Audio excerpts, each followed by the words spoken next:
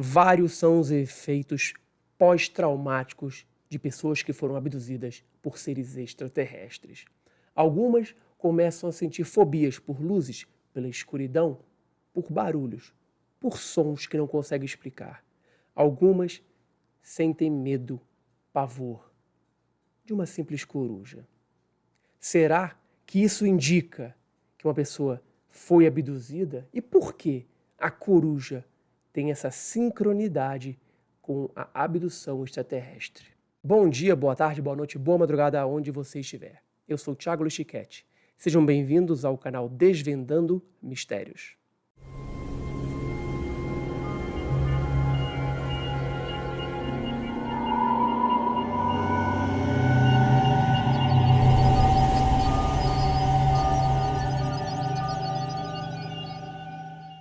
Meu entrevistado de hoje é o pesquisador norte-americano Mike Clelland. Pesquisando o fenômeno ufológico há mais de uma década, seu foco tem sido nos detalhes periféricos, especialmente corujas e sincronicidades, e seu papel indescritível no fenômeno ufológico de forma geral. Outros abordam esses aspectos, mas nenhum os cobriu com sua intensidade e profundidade. Em 2015, seu livro Os Mensageiros foi recebido com muitos elogios e vendeu milhares de cópias. Nele, ele explora a misteriosa conexão entre corujas, sincronicidades e abduções alienígenas. Foram suas experiências em primeira mão com esses eventos indescritíveis que serviram de base para a sua pesquisa. Este livro também é um livro de memórias pessoais e uma jornada de autodescoberta. Ele publicou mais 2 livros sobre o que tem pesquisado. E o resultado é impressionante. Será que você vai se identificar com alguma das coisas que o Mike vai falar? Mas antes, não se esqueça de se inscrever no canal. Marque também o sininho para sempre que tiver um vídeo novo, você será avisado a não perder nada. Dê o seu like também nos mais de 400 vídeos do canal. Maratone todos os nossos vídeos. E é claro, deixe o seu comentário, eu quero saber a sua opinião. E compartilhe o canal, o vídeo, para todos os seus amigos, para que possamos crescer cada vez mais. Vamos então para mais uma entrevista inédita e exclusiva que você só encontra aqui no canal. Não adianta procurar. Só encontra aqui no canal Desvendando Mistérios. Dessa vez meu entrevistado é Mike Clelland. Hello, Mike. Thank you very much for being here in my YouTube channel. It's a pleasure. And I saw your presentation at the symposium in MUFON, and it was amazing. So I had to invite you to share your knowledge, your research with the Brazilian audience. So thank you very much again. You're very welcome. It's my honor. Well, to start, I'm going to start with the same question that I ask to all my guests. What led you to ufology? Well, it would be my direct experiences that led me here. As a boy, I had a close-up UFO sighting when I was 12, and that would have been at a friend's house. And it was out his bedroom window, and it was at night, and it looked like a coffee can shape that was descending. What do I got here?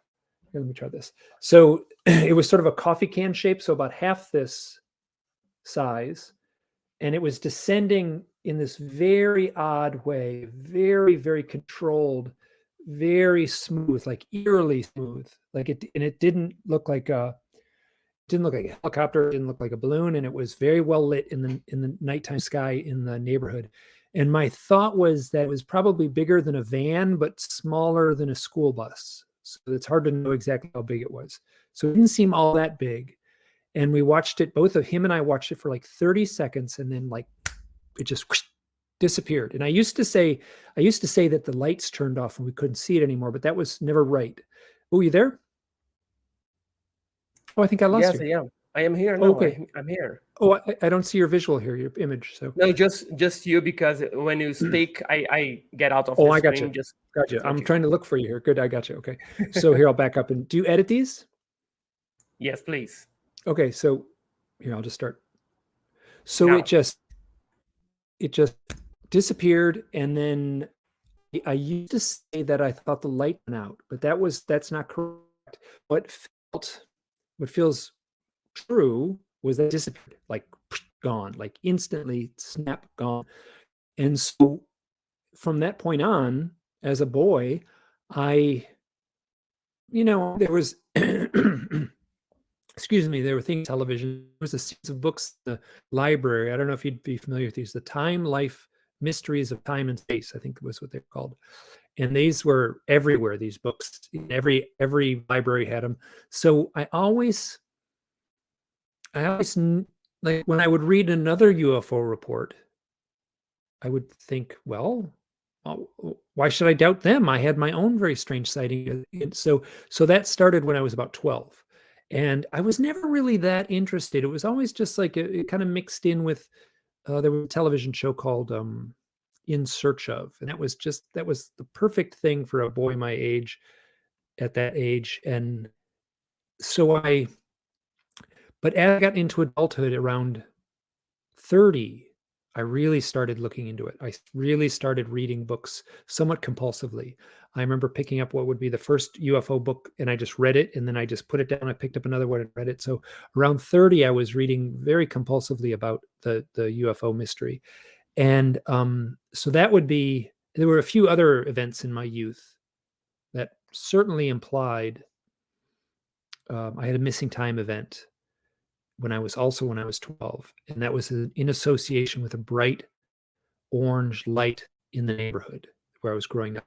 And I was walking home from a football game at school, at the high school, which was very close to my home. So it was a very short walk. And there was a spot in the sidewalk, and it felt like click, the sky lit up bright orange, and then click, it just went right back to the nighttime sky. Calm autumn evening. And but it was very, very jarring. There was no noise at all associated with it. So I was with a friend. Both of us were confused. Didn't make any sense. And when I got home, my parents were angry at me for being out so late. And I said, no, I'm home at 9:30. And then they pointed to the clock and they said, no, it's 11:30. So there's potentially 2 hours of missing time. Now this would have been 1974, long before there was any that the term missing time was part of the vocabulary at all. And then as an adult, in my early 40s, I had some events that involved owls. I'm happy to talk about those. And those really changed the direction of my life, as far as it didn't have anything to do with UFOs, except for sort of the implication that was there. But those owl events when I was 44 really changed the direction of my life. It's amazing because if I'm not wrong, you are the first one that started to research UFOs after encounter. The most investigator that I know, just like me, I had a sighting as well. But they say, well, we was born with this UFO thing in our blood. You are the first one that, well, I started because I had the experience when I was a kid. So it's amazing. And we're going to talk about it, your experience. And we're going to talk about all. And your field of study is spectacular, with a vision and a research that a few have ventured into. And you succeeded. In many cases of UFO sightings, we have the presence of the occupants, the aliens, let's say. But you found something or something else. Tell us more about this evidence, please. So I had an experience here. I'll tell the story. It doesn't help just to understand the story. I was in 1996. I was 44 years old. Excuse me, in 2006, I was 44 years old. Excuse me. And I was living in a little town in the western United States, right near Yellowstone National Park. You may have heard of it. It's a big, wide wilderness area, beautiful hiking, beautiful camping. And I was working for an outdoor school, and I was teaching camping at the time. So I was teaching camping skills to people in Alaska and all throughout the Rocky Mountains in the western United States. And there was a young woman that was working at school where I was working, and we talked.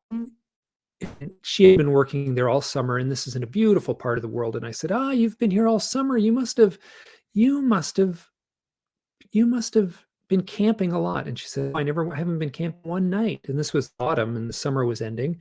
And I said, I'll take you camping. Let's go camping. Let's go for one night. So we hiked into the mountains, and the weather was going to be beautiful. So there was no rain expected. So we went without a tent. Our plan was just to sleep out under the stars. So I was sitting on a big flat rock making dinner with a little camp stove, and I was in my element. I'd been working all summer long, and it was completely it was a beautiful evening. And as we're talking, she was expressing something that seemed so like this woman was smart. She was a stranger. I didn't know her at all. Her name is Kristen, and we're still quite good friends to this day. And she was telling me something, and I thought, wow, this person's much smarter and much more insightful than I thought. And at that moment, an owl flew above our heads, and then a second owl, and then a third owl. And these three owls were flying around for what might have been the next 2 hours. So as the sun was setting and as the stars were coming out, we finished our dinner. We set our sleeping pads out in the dark on the ground. And so we laid down to go to sleep. We could lay on our backs, and we would look right up at the stars, and that would swoop past our faces just for 1/2 a second. Just whoosh, they would blot out the stars, and it was really magical. So after that trip, I said, "Hey, let's do this again. That was fun." And she said, "Great." So 4 days later, we went camping again, and as the sun was setting, 3 owls flew over us. We were in a different part of the mountains. It was in a different, it was colder that evening. So we had a shelter with us, but when the owls were around us, the first time they would be off in the distance, they would land on a branch sort of way, but this time they were right up close. So they were standing at our feet. And it was just so magical and so powerful. I can still so clearly see her face. She was just struck with astonishment. She was just, it was just amazing. So to have it happen once was really impressive, but to have it happen twice, 4 days later with the same person, I'm convinced it's the same 3 owls. There's no way I can prove that, obviously, but it sure felt like 3 owls. As this was happening, I didn't talk about this at the time. I'm talking about it now. As this was happening, I heard a voice in my head. I was looking at real owls. I had a voice in my head that said, "This has something to do with the UFOs." And that, I don't know whether it came from some part of me internally or if it came from some outside source, but it was very clear. This has something to do with UFOs. I was looking at real owls, and a voice in my head said that. So afterwards, I started looking into not only owls. So both Kristen and I were looking at owl mythology and owl folklore. It was really remarkable for her too. So I ended up also looking into the UFO issue because I had those memories as a kid. And as a young man, I had some events too. So the voice in my head kind of said, this has something to do with UFO. So I reached out to some UFO researchers. The researcher who has actually lived fairly close by to me, his name is Leo Sprinkle. He has since passed on. He was probably in his late 70s at this point when I met him. And he was wonderful, and he was so helpful for me. And so he introduced me to a bunch of those, introduced more people. So it wasn't long before I had a network of people I could reach out to and talk to about my fears, my experiences, because those events as a boy, wow, I pushed them away. Like I was not going to go there. I wanted to avoid them. I was pushing them away and denying them. And then after the owls, I started looking into it. So when I started talking with people I would always ask the same question. At some point, I'd say, have you ever had any odd experiences with owls? And it wasn't 100%. It was clearly enough to make a pattern, to see a pattern in the research. People would say, I have had the weirdest experience with an owl. And then they would tell me their stories. 3 years after the event with Kristen, I started a blog where I started writing about my mostly synchronicities, powerful coincidences. I was writing about my experiences and also writing about owls. The one of the very first stories on the blog was the story I just shared with Kristen, that beautiful night with those 2 beautiful nights with the owls. And then after I published it, was 3 years later, I published this, and then I reached out to Kristen. She had no longer lived in the area. I had to call her up, and so I called her up and said, what were we talking about the very first night when we were talking about those owls? And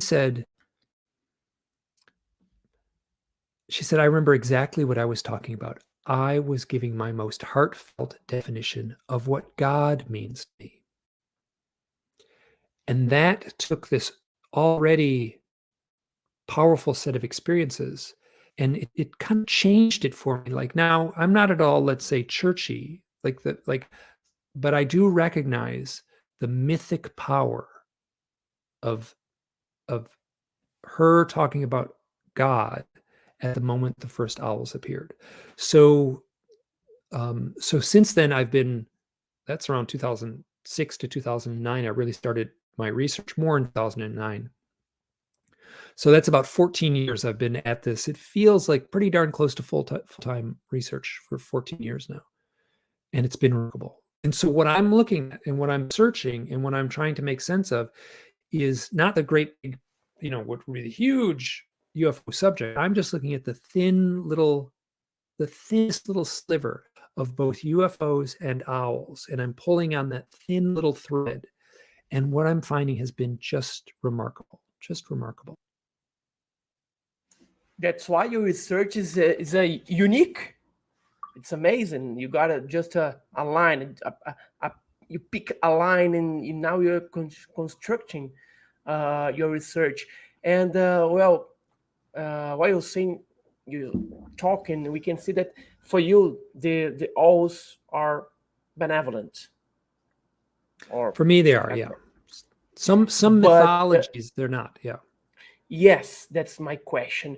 Many abductees begin to be afraid of lights, dark, or owls after an abduction. How can you explain it, if you can explain it? Oh my word, how to explain it? So there are 2 aspects here. One is the screen memory, which anyone well-versed in the UFO lore should know the term screen memory. What's very often reported is, let's say, an owl, a foot-tall owl on the side of the road is very commonly reported. Or a 4-foot-tall owl that would be, about 1.5 meters, or a foot-tall owl in your backyard or out the window, or sometimes even in the bedroom. I've heard plenty of stories of owls, like someone waking up and there's a great big owl in the bedroom with them. And what happens is, upon further investigation, you realize, there's really no owl that can get that tall. So the implication is that they're seeing some sort of screen memory, and this would be at the point of an abduction or at the point of a contact event, that the beings, most probably the gray aliens, would use some sort of psychic projection and put the image of the owl into the mind of the observer. I don't know whether this is technology or whether this is a psychic ability, but it seems very consistent. And I also added, it's not just owls, it's owls and deer. So right at the top of the list are owls and deer. Those are very commonly reported. And then below that are a lesser number of accounts where squirrels and raccoons and cats get reported as screen memories. But owl and deer are at the top of the list. Now, once you've heard the owl story, like the big owl on the side of the road, once you've heard that 500 times, you don't need to, you get it. Or I get it. There's something happening. It's consistent. There's some sort of, let's say, hypnotic projection put in the mind of the observer. But what I'm looking at what I'm more interested in my research is the real owl that shows up at the time of contact. The owls that I saw with Kristen, there was no UFO event there, but these owls were about 10 inches tall. What is that? Maybe 20 centimeters, 15 centimeters. And so they were normal size, cute little owls. They were flying around. We were right up close to them. We had a beautiful view of them. There's nothing out of the ordinary about these owls. But so here's what I'm saying is that my life changed, right? I was like, my life was going along in one direction. I had this experience with owls, with Kristen, no UFOs, except for the comment, except for the voice in my head. And then my life was going along and it just changed. My direction, my focus, everything changed. And it has been really rewarding. It's been stressful at times, but for the most part, it's been very rewarding. So yes, one of the things you said is abductees are often traumatized and subjected to all kinds of fears. And one of the fears is fears of owls. And that seems to come from so a couple things come from screen memory. And then what is also very common is people will see owls at the time of UFO contact. I've talked to a lot of people who will basically say, I saw an owl in the evening. These are people who had a lot of abduction events in their lives. And they said, I saw an owl as the sun was setting, or I came home from work and there was an owl in the tree as I came into the house. I knew I would have a contact event that night. So that's also very consistent in what people are sharing. Why owls? Wow, I don't have a good answer for that. What I can say is that the stories are consistent. So all I can really do is look for the consistency in the reports. Yeah, for some, I think that in your case, the abduction was not that bad for you. Can we say that? Your first abduction when you was a kid, you not got traumatized by it, right? So I have no trauma associated with the event. So there was a missing time event when I was 12 years old. And then I had an event when I was, so there were 3 events, which in that talk I gave in MUFON in Kentucky, there was an event in 2010 in southern Utah, an event in 2011 in southern Colorado. I think this is right. And then in 2013, also in southern Utah, so the desert southwest of the United States. All 3 of those events, I'm going to be really cautious to say those 3 events, all the 3 events over 4 years, wow, they sure play out like UFO contact events. If I spoke about this in depth to a UFO researcher, which I am now, so I would clearly, any UFO researcher would clearly, their red flag would go up and they would think something happened those nights. So those 3 nights, now I'll be careful to say this. So am I traumatized? Not so much. I do have issues in my life. I had issues with anxiety and issues with depression. And I've talked to therapists. So many of the people who do UFO contact research, like Yvonne Smith and like Leo Sprinkle, are clinical therapists. Either they're psychologists or family clinicians. So when I talk about my history of anxiety as well as depression, both of which are much, much lower now than they were as a young adult, I'm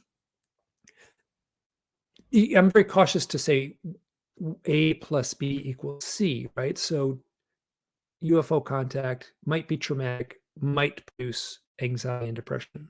Certainly could. I don't want to blame what might be normal issues on something, but I do consider it. So I feel like there was one event which I talked a little bit about at the I could talk to it if you want me to. I can talk to it about that. It's a very interesting story. I didn't have time to talk about it in the event. Yeah, good. Okay. So on the night of March 13th, March 10th, 2013. March 10th, 2013. I have what I now call my contact event. This is where every doubt disappeared. So I was coming back from a UFO conference in Arizona. And that's so in where I was living at the time is in Idaho. So if you put that on a map, you got to go right through southern Utah. Southern Utah seems to have I have all kinds of experiences in southern Utah. So I'm driving home, and because of all the camping work I've done, I love sleeping outside. I love it. And this is something that's funny. People who have had UFO, let's say, abduction or contact experiences, when I tell them, oh, I love sleeping outside under the stars, I do it all the time alone, they're like, you do? Oh my gosh, they're kind of shocked. I can tell they wouldn't do that, but it feels totally normal for me. So I was driving home from the UFO conference, and it's interesting. I knew where I was going to spend the night. I'd driven by there once before, and I said, I bet you I can find a good spot to camp there. So I found the spot in the desert. It was perfect. It was just perfect. And I pulled off the highways. This is about 11 o'clock at night. And I was tired. And it was March, so it was cold. And I had a big warm sleeping bag, a big thick winter sleeping bag, and a big thick sleeping pad and a pillow. And I put on a down coat and I laid down under the stars. And it was gorgeous. It was spectacular. And the desert, wow, the dry air, the stars were just spectacular. So I was laying there, and then I drifted off to sleep, and I woke up, and I looked up on this hillside. And it looked like there was, I call it a round structure. But let me tell you, my first thought was, I just said to myself, that looks just like a landed flying saucer. So I'd just been to a UFO conference. I had been, I think I was in a good headspace.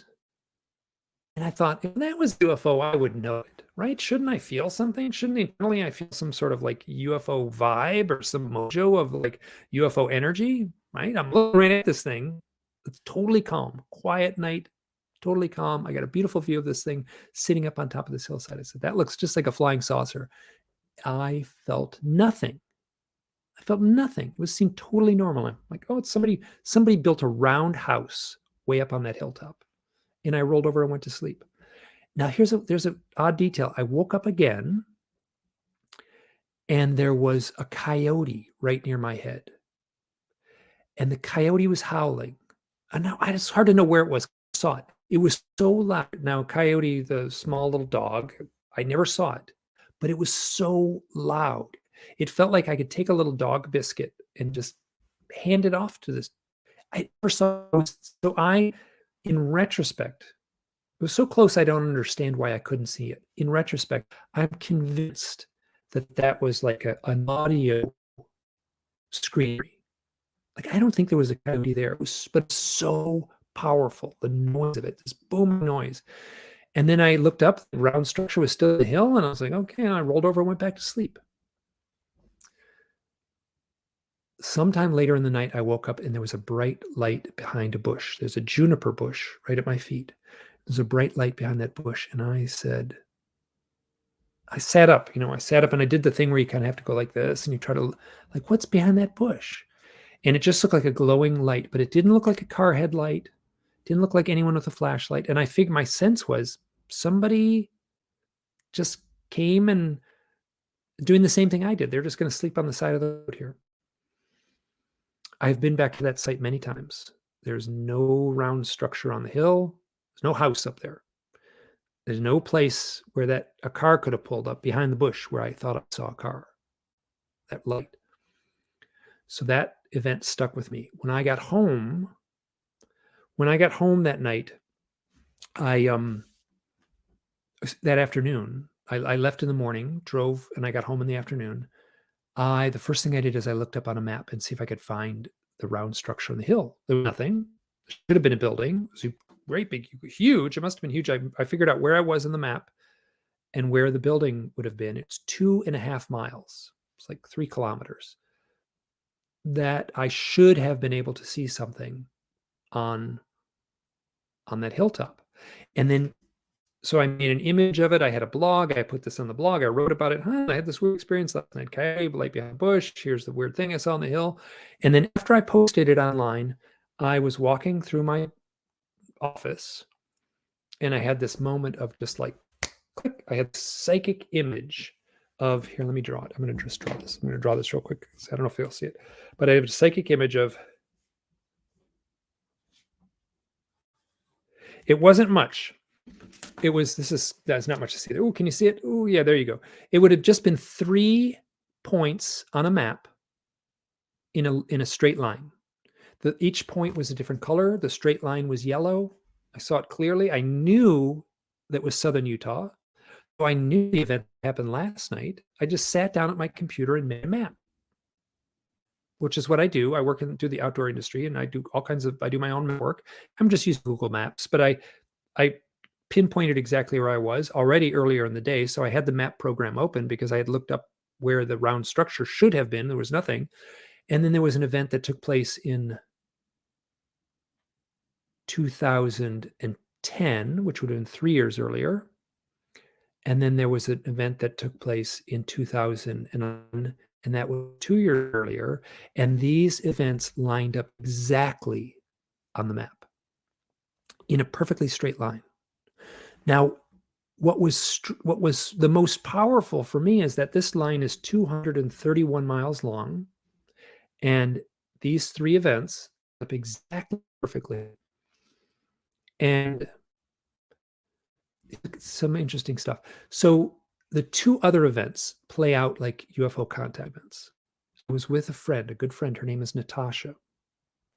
I was alone on the event that happened the night before, March 10th, 2013.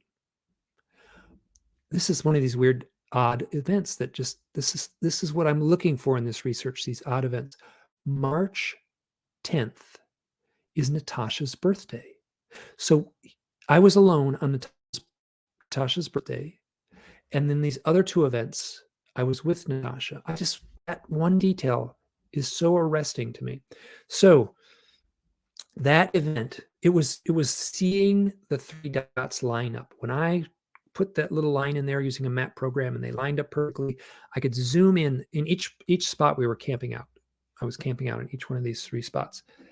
And I was just my old life just ended, and my new life began. Remember I said I was pushing these things away. I was denying these events. I wasn't going to go there. I wasn't trusting them. I knew what the implications were, but wow, I was not going to take that next step. So when I saw that line in the map, all my doubts disappeared. And what happened, which was so healthy for me, is the voice in my head. For much of my life, I had a voice in my head that said, this cannot happen. This can't be true. This can't happen. It can't happen to you. Like, no way. Didn't happen. It's impossible. It couldn't happen. These 3 things lie on the map. It happened. I knew it happened. It was plain. It was clear. So what happened was the voice in my head shut up, basically. The voice in my head got turned off. So, life was still hard, and I still had to make forward progress in my own research and my own understanding of what may or may not have happened. But I did not have that nagging voice that said, this is impossible. This can't happen, because I felt like I had undeniable proof in the fact that these 3 points lined up on a map. There. So that's and let me add one more thing. The point in the middle of the map, I was with Natasha. We were sleeping in the desert in southern Utah. And she went on it was this beautiful starry night. She wanted to walk a little bit in the beautiful starry night. We were at a spot where there was a beautiful empty road. We were in a very safe place. So she went off to walk. I was lying in my sleeping bag, listening to the sound of a great horned owl. They have an unmistakable, big, booming, hooting call. And it was right in the bush next to my head. It was so close. It was so loud. It was so loud. It was so beautiful to hear. And it reminded me, in retrospect, telling the story, that owl reminded me so much of the coyote on the other point in the map. It was so close, I didn't understand why I didn't see it. This owl was hooting. It was so close, I didn't understand why I didn't see it. And Natasha, while she was out walking, she ended up running. She came back, woke me up. Mike, we got to go. And I said, well, what was it? And she said, I was walking, and then it was a beautiful night. She said it was so magical. The stars were out. It felt like I was sparkling. And then she looked off into the sagebrush, the bushes, off on the flat terrain on the side of the road, and she saw this glowing orb. And she said, "Is that someone with a flashlight out there? There's no why wouldn't there shouldn't be anyone with a flashlight out there." And it was a glowing orb, and it got really big, like the size of a beach ball, and it came towards her. And as it came towards her, it went poof, and blew up and like exploded in sparks. And she was scared, and she came to find me. And then I was scared once she told me that, so we left in the middle of the night. Now, here's another odd detail. When you look at the map, I've looked at this thing. Natasha and I've sat with the map and said, I was sleeping here. You saw the dot here. It's only 100 meters away, less than 100 meters away. The desert air at night is calm, and sound carries beautifully. I heard a loud owl near my head. She heard nothing. She was certainly close enough to be able to hear that owl. She did not hear an owl.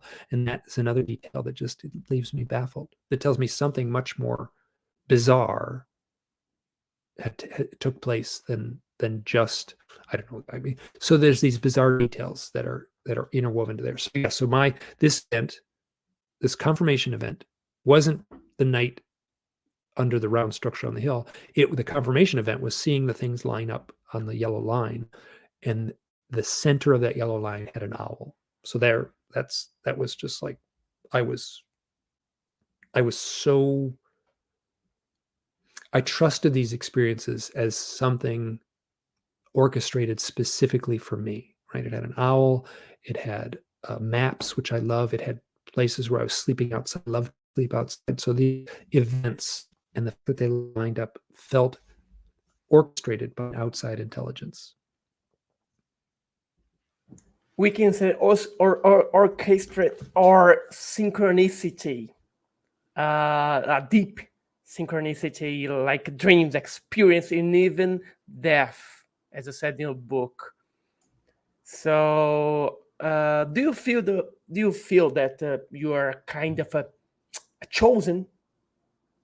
And Ooh, I don't like if that you term. are, no, I mean, because many people want to have a contact, want to have this experiences that you told us. And do you think that after this, you have something bigger to do? At the contactees, they always say that I have a bigger work to do. I have to tell to the whole humankind that you have to be, more peaceful and stuff like that. Do you feel that inside you that you have to do something bigger? That's why you change your life. You're going up and then you go straight like a 90 Yeah. degrees. So, am I chosen? So I could tell. So that you were at the talk. You saw the last 15 minutes or so of the talk was me explaining about the hypnosis session I had with Yvonne. Yvonne was in the room when I did that. That was really powerful for me. So Yvonne Smith did a hypnotherapy session in 2018, and that was, so the event was 2013. So it was 5 years later. In that time, I wrote my first book on owls. And then in 2018, I had already written 2 books on owls. And then I did the hypnosis session with Yvonne. I'm happy to talk about that if you want. Yes, please.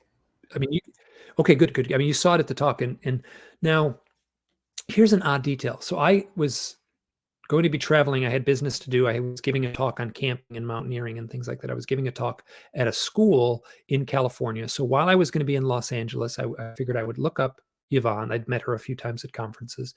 So I called her up. This is so funny. Even she pointed this out more than once. She said, this was so weird. And I called her up and I said, I will be in Los Angeles in August. I would love to have the chance to do a hypnosis session to look into some events in my life. And she said, Mike, how nice to hear from you. I just started reading your book this morning. So that's a synchronicity just as powerful as, I mean, that's I can't turn away from those kinds of events. So um, I ended up going to meet her in her office in Pasadena, California, and we talked beforehand. I said I wanted to look at the night of March 10th, 2013. It's a round structure on the hill, and I wanted to look into that because I had no associated fear night. It was a night. There was no fear. Seeing the round structure on the hill, there was no fear. I wasn't seeing the light behind the bush. There was no fear. See the coyote howling near it. It was so magical. The night had this magical aspect of it. So I didn't want to. I have some other experiences that are very frightening. So I did not want to look into those. I just didn't want to go through the fear. So I said, let's look at this night. And she said, wonderful. And then I also said, because I'd been totally obsessed with the owl research. And I said, when I'm under hypnosis in this kind of vulnerable place, so I don't really know what hypnosis is. It's very strange, like to be hypnotized. I mean, so I don't really understand it, but I said, I'm under, ask me what's up with the owls. What's going on with the owls? She said, of course, happily. So we went through the hypnosis session. At the beginning, she does the thing. She kind of does a little, it was like walking downstairs. And you're going down the stairs, and it's a deeper, you're getting deeper and deeper and deeper into this state. And then she starts asking me the questions like, okay, where are you? And I'm like, okay, I'm sleeping by the side of my car. So what's it like? And I said, it's pretty. Stars are nice. I'm warm. And then I go, it's them.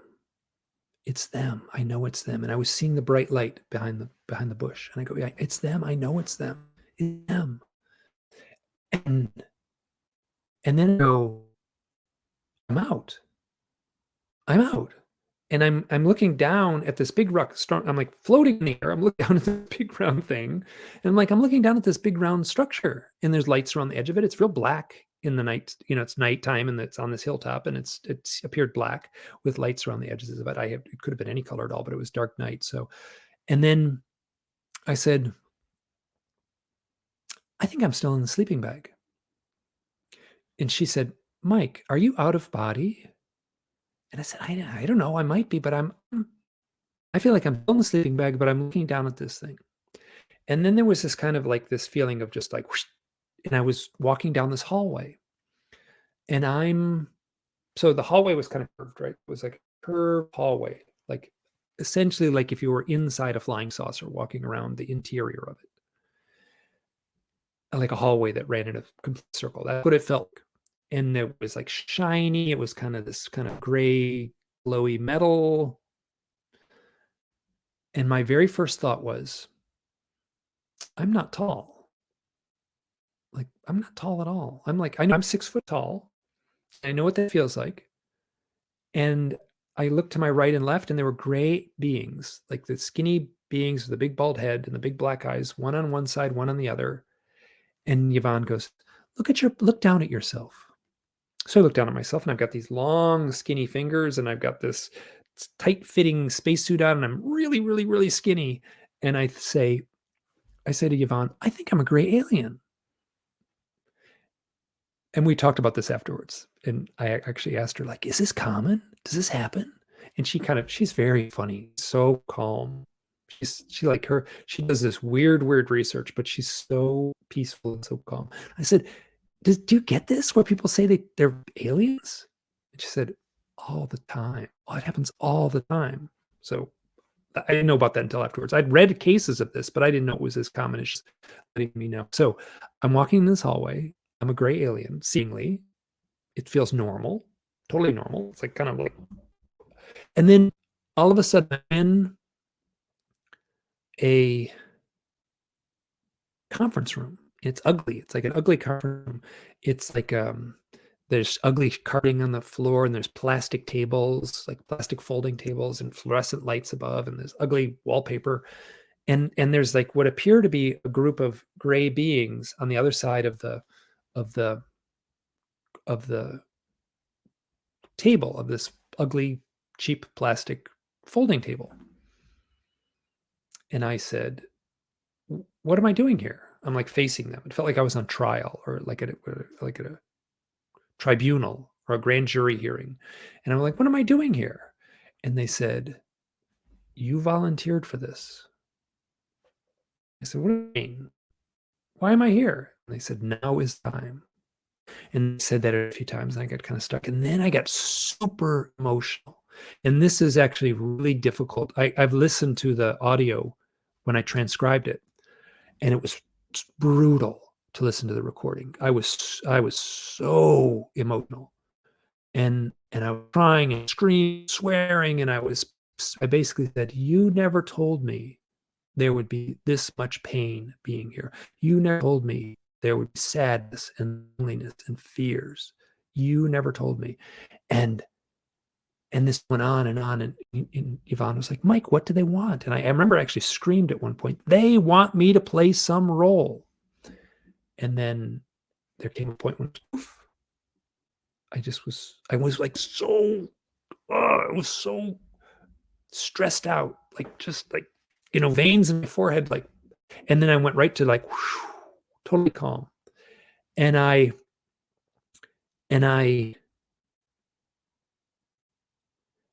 Yvonne said, Mike, where are you now? And I said, I think I'm back in the sleeping bag. We talked about this stuff, and like she was asking questions, and I was like, I don't know. It's so weird. I don't know. And she said, what did they want? And I said, you know what it felt like? It felt like I was a spy, and I was holding the envelope. I was holding an envelope with the secrets in the envelope. I wasn't allowed to open the envelope. I was just holding it. That's what I said that under hypnosis. And then while I'm still under, she says, and Mike, what is your connection to owls? And I said, and this just flowed out of me. I said, the owls aren't important, which I should never have said, because owls are the most important thing, right? That's all I'd been doing for the last 10 years is owls every day, all day long, answering owl emails, researching owls, writing owl books. And she said that I said, the owls aren't important. The owls are a sign on a door. The owl is the correct symbol for the door, but the owls aren't important. We are on this side of the door in a tight, claustrophobic little hallway. And on the other side of the door is an infinite vastness. And then she brought me out of the hypnosis, and we talked about that. I said, was I channeling at that point? She said, I don't know. How would I, so it was so like that message about the owl and the sign on the door was so important for me. It allowed me to take a step back and not cling to the owl as like the only thing. So it was really helpful for me. And I recognized this sort of poetry of what I said, which is, I would never have said that, but I recognized this came from somewhere and it had this poetic quality to it. And yes, and then, so your question was, do I feel chosen? Okay. I could tell the story, like I know what it implies. It implies that I volunteered to come to Earth, incarnate in this body, and at some point I was one of them, and I came here to Earth to incarnate in this body, and then I volunteered for this. Now is the time. I am here to play some role. That's what I said under hypnosis. Now, let me say this.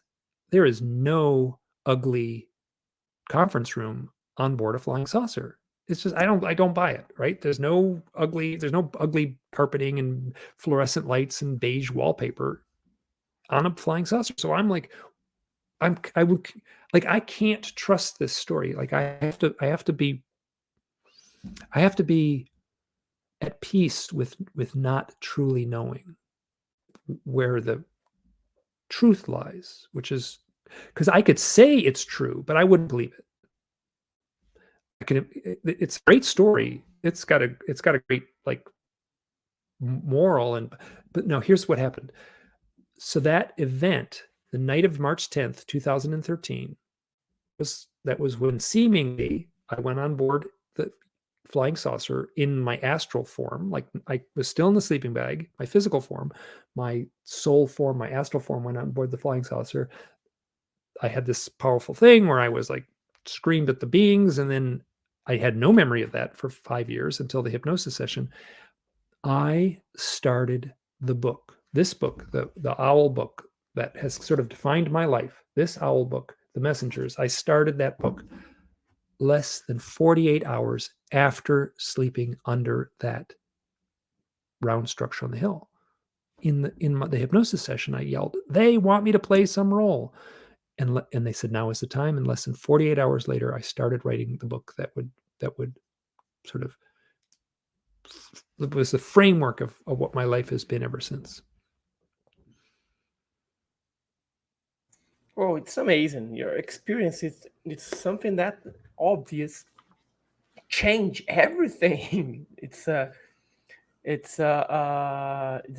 quite different from many of the abductees. It's many, and you go through a path that for me it's very incredible.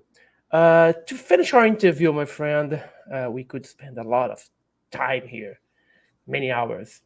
What's your project from now on? Are you writing a new book? How your research? What we can expect from you? Well, so I just finished a novel. Here, this is it. It's a novel, a fiction book, and I did that. So I wrote 3 books on owls. 3, so they're fat, right? So you stack these books up there. You put all 3 books one on top of each other. It's about 1,000 pages, right? So people say, "You're going to write another book on owls?" And I'm like, nope. If I can't say it, if I can't make my case in 1,000 pages, like, it's not going to do me any good to write another book. So, but the fiction book has some owls in it. And what the fiction book is it has, how to say this? There's within the stories. I'm going to share a story here, but within these stories, there is a flavor and mood within these stories, and I find that I'm much more captivated by the stories that play out like poetry. So here's a story that like, I love this story so much, and I've got a bunch of stories. Now, there's no UFO in this story. A boy, he's an adult now, but as a boy, he was 12 years old. He lived on an Indian reservation in Michigan, and I grew up in Michigan, and I know where the spot is. And so he was flying a kite in a field. So he's flying the kite, and he's holding the ball of string, and this kite is up flying way high in the sky, and a big gust of wind comes along, and it pulls the kite and the ball of string right out of his hand, and the kite flies off into the trees. And he loves that kite. So he got a friend. He said, "Let's go find this kite. Let's go to the woods and find it." So they walk around the woods, and they see the kite way high up in a tree. And they walk to the base of the tree, and there's an owl on the ground, and it's all wrapped up in the string. And it looks like the owl's injured. And so they get an adult, and they get some scissors, and they cut the string off the owl, and then the owl's been injured, and they nurse the owl back to health and release it. And when he told me this story, I said, here's the question I asked: "Are you a shaman?" And he said, in a word, yes. And the reason I asked that question is because of all the stories I've heard that have that flavor and mood, where the person then goes on to become a shaman. This is an aspect of the story that I find so fascinating, that he takes on the role of the shaman. He's culturally, he's like, I mean, yes, he lives in America, he lives in the West, but culturally he's tapped into, I don't want to use the word primitive, but like a folklore and a set of traditions where the shaman has a valuable role. So he becomes the shaman. He says it's very difficult. So it wasn't easy. It was a very difficult path. So there's no UFO in this story, but it is the flavor and mood of the stories that I'm collecting. That story, when a boy flies his kite, loses his kite, finds the kite, and then finds an owl tangled in the string. Wow, that sounds like a fable. That sounds like a dream. these are the kinds, I got a lot of stories like that, that have that dream-like quality, real life playing out like a dream. I've got a lot of stories like that. Those are the stories that are, they just pull on my, they just like, those are the stories I want to follow. Those are the most interesting stories for me. So if I was to follow up on anything, it would be to address those more mystical accounts, even if they don't, just owls alone. I'm not, the UFO is meaningless in that story. But the power of the owl as a mystical totem is right there at the forefront of that story. That's great. Let's see what we have forward. So, Mike, thank you very much for your time. Thank you very much for share your experience, your work. I hope that someday your books be translated to Portuguese, so people here in Brazil I would can. love it. I can't do it, but if you know someone who can, yeah. So Whoa, that's gonna be amazing because it's yeah. as I said, it's an aspect of the UFO phenomena that's very interesting, and I think we have to look more for this matter. So thank you very much for your time. I hope you have enjoyed, and now people in Brazil are gonna know you much more. Thank you so much. Thank you so much. Yeah, and again, the owl is a